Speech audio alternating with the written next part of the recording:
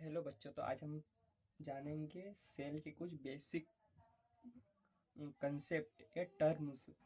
इसके लिए पहले हम सेल का बेसिक स्ट्रक्चर देख लेते हैं कि ओवरऑल सेल होती क्या है।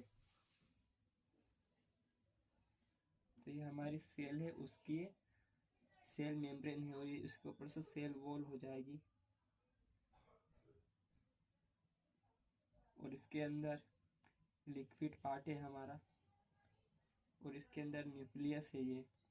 और लिक्विड पार्ट में हमारे होते हैं सेल ऑर्गेनेल्स। ये सेल ऑर्गेनेल्स हो गए। ये हमारी सेल वॉल हो जाएगी। सेकेंड पे आएगी cell membrane. Cell wall plants और बैक्टीरियास में पाई जाती है। एनिमल्स में सेल वॉल नहीं पाई जाती और सेल मेम्ब्रेन सभी में पाई जाती है।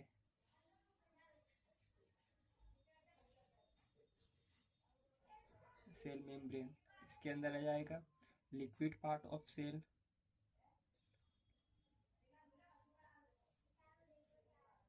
जिसे हम और क्लियरिटी अगले वाले पार्ट में पढ़ेंगे। और ये हमारे हो जाएंगे सेल ऑर्गेनेल्स। और ये हमारा लास्ट आ जाएगा न्यूक्लियस, जो कि सेल का कंट्रोलर होता है। Nucleus controlling body of cell. जो भी सेल में जो भी प्रोसेसेस हो रही होती, जो भी मेटाबॉलिक रिएक्शंस होती है, केमिकल रिएक्शन होती है, उनको ये कंट्रोल करता है और अदर ऑर्गन्स को भी इसी के द्वारा कंट्रोल किया जाता है। अब हम पार्ट 2 देखते हैं।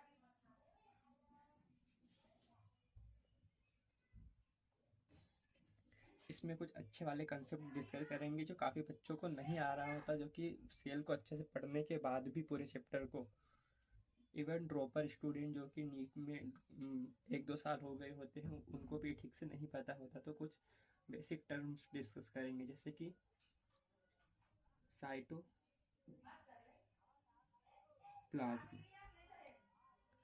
साइटोप्लाज्म क्या होता है? साइटोप्लाज्म होता है liquid part of cell plus cell organelles. पहला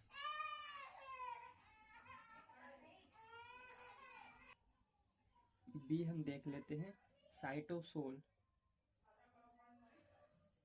ये सिर्फ लिक्विड पार्ट ऑफ सेल होता है, जिसमें ना ही सेल मेम्ब्रेन, सेल वॉल और सेल ऑर्गेनेल्स को भी नहीं इंक्लूड किया जाता और ना ही न्यूक्लियस को। इसमें सिर्फ लिक्विड पार्ट ऑफ सेल होता है।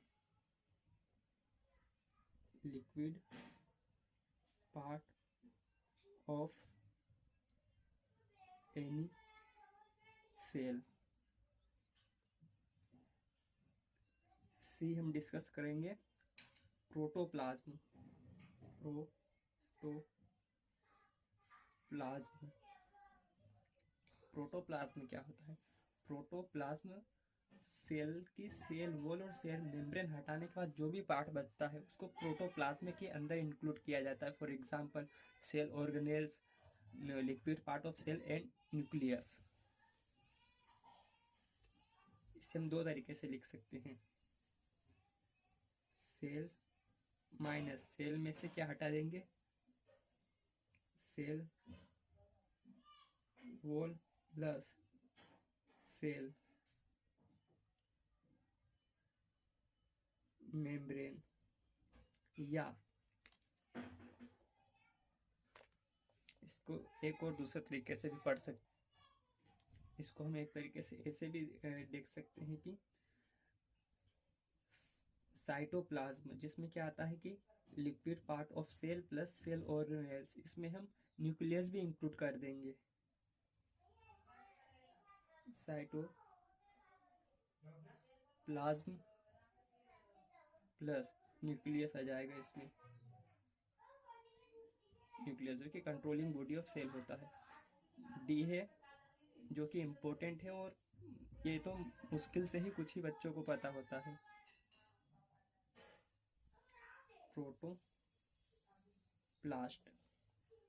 प्रोटोप्लास्ट क्या होता है? प्रोटोप्लास्ट होता है हमारा सेल। मोस्टली तो बहुत सारे एनिमल की तो सेल ही बोल सकते हैं हम, और बैक्टीरिया और प्लांट्स में जो कि सेल वॉल भी होती है, तो उस सेल वॉल को हटाने के बाद जो भी पार्ट बचता है वो प्रोटोप्लास्ट होता है।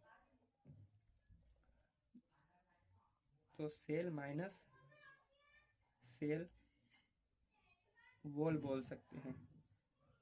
एंड ऐसे भी लिख सकते हैं कि एनिमल सेल, एनिमल सेल भी बोल सकते हैं, या फिर इसको ऐसे भी लिख सकते हैं प्रोटोप्लाज्म, जिसमें कि साइटोप्लाज्म प्लस न्यूक्लियस आता है, उसमें हम इंक्लूड कर देंगे plasma membrane. Protoplasm plus cell membrane. यह आपका कॉन्सेप्ट क्लियर हो चुका है। इसको एक या दो बार रिवीजन कर लोगे तो इस चीज़ में आपको कोई प्रॉब्लम आने वाली नहीं है।